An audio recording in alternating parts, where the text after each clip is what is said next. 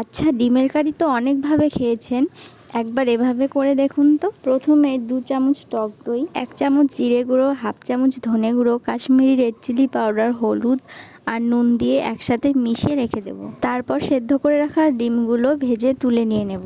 সেই তেলের মধ্যেই ফোড়ন দিয়ে দেব তেজপাতা, জিরে, শুকনো লঙ্কা, দারচিনি, এলাচ আর জয়িত্রী। এবারে পেঁয়াজ কুচি দিয়ে লাল লাল করে ভেজে নেব। ভাজা হয়ে গেলে এর মধ্যে রসুন, আদা, কাঁচা লঙ্কার পেস্ট দিয়ে একটু ভেজে নেব। এবারে যেই মশলাটা তৈরি করে রেখেছিলাম সেটা দিয়ে একটু সামান্য পরিমাণে জল দিয়ে নাড়াচাড়া করে নেব।